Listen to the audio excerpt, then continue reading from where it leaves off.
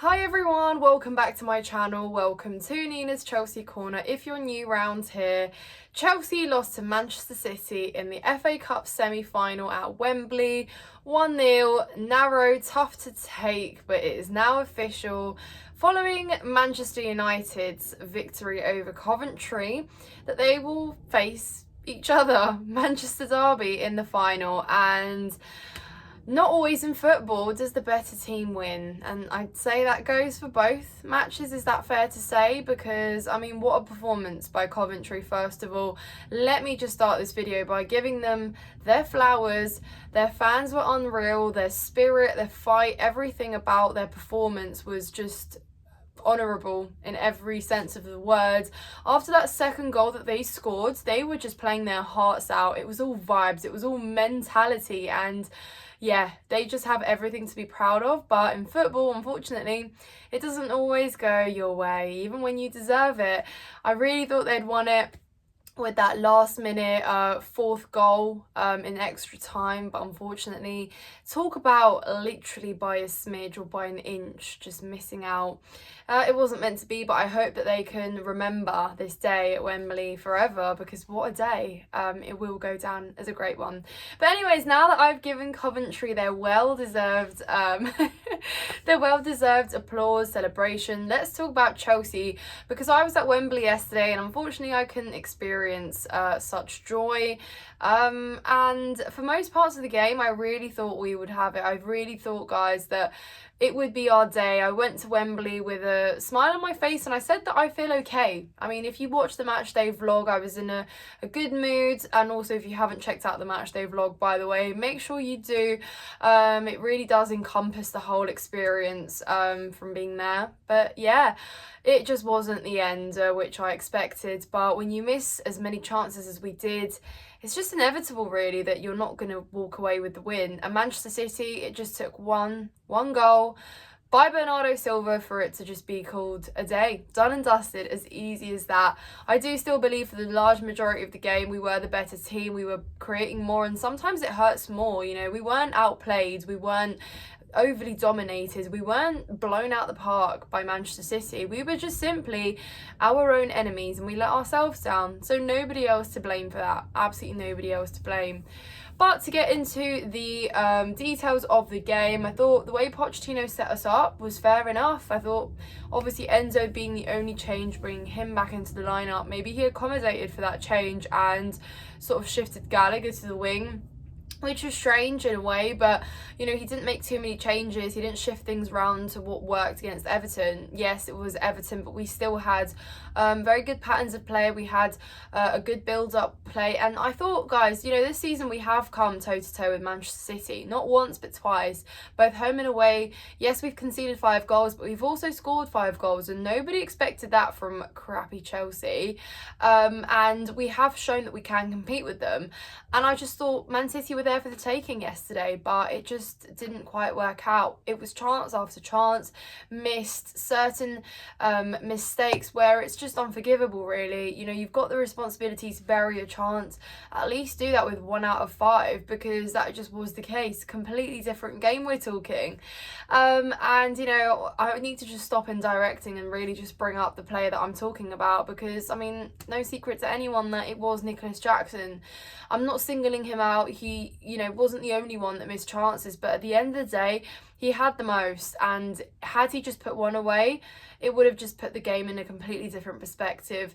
And to start off with, the very first one, which he did all the hard work to go around Edison, I even didn't think that he needed to do that. You know, he easily could have done created a chance, created, I can't even speak, guys. I can't speak. He easily could have taken a shot, took it upon himself to just try his luck and probably scores. But instead he decided to go around Edison for I don't know what reason, and then he decided to cut it back and pass it to Palmer, which was even a bigger surprise because he basically had wasted so much time by that point. Man City's defenders had, you know, returned back, and it was just like, well, come on, Jackson, you're supposed to be the striker here, you're supposed to be the one that's leading the front line, you're supposed to take responsibility to shoot and put it away. And then there was another opportunity, and then obviously the two that stand out in the second half, because I mean, what was that? Cole Palmer easily could have had an assist there as well, and they were just really beautifully set up for him, but he wasn't able to. 2 chances in quick succession, and he didn't manage to put either away. And you're just thinking to yourself, we have seen this game so many times this season where it's just like, you know, we come close and we say we should have, we could have, and we should have won the game, but at the end of the day, it's never enough because we don't put those chances away. So as much as I'm very happy that Chelsea's creating a lot more this season, that we are playmaking more, and that we are really building up creatively and offensively, it's just still not enough with the end product, and it's still lacking. So it was just clear as day yesterday that finishing was lacking, decision making in the final third, taking too many touches or releasing too early or too late, or not shooting when we should have. And there was many times after we conceded where we should have been taking risks, and it really should have been us asking more questions, inviting more pressure, but we were playing the ball backwards at times. And then Mudrik's free kick at the end, it was just wasteful, and it just simply wasn't good enough, guys. We were supposed to be going all for it, but we weren't. So it's hard to look at the good moments because we were so close, really. And like I said, we weren't thrashed, beaten or embarrassed by Man City at Wembley.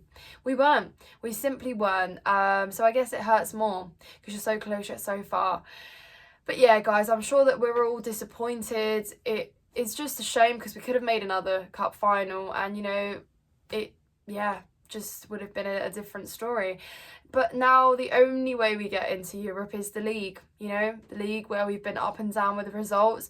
I suppose both cups this season, domestic cups, have been almost our saving grace, those things that have been giving us a little bit more hope that we can win a trophy or lift something, be at Wembley twice somehow, potentially even a third had we beaten Manchester City. But yeah, so it just reminds you that we still have so much to play for, so much being we need to qualify somehow in those European spots, and it is possible, but we just have to really get ourselves together, be clinical in front of goal, stop wasting chances, stop fluffing our lines, and really just win the games that are in front of us.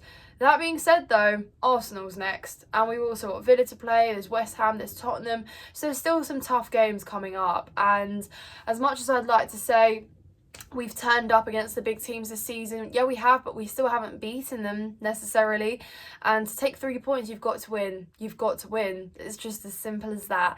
So I don't know how much confidence I'm going to the Emirates with. I wouldn't put it past Chelsea to give them a tough time. I mean, like I said, this season Chelsea have been so unpredictable, and that's probably in a weird way been the best element to our game, because you just don't know what you're getting. The games where you think you lose, you get something out of, and then the games where you think you should be winning, you draw against the 10-man bottom level side. So you just actually don't know what you're getting. Unpredictable as you like it. So I suppose, I mean, if you can't predict your own team, then surely the opponent can't, right?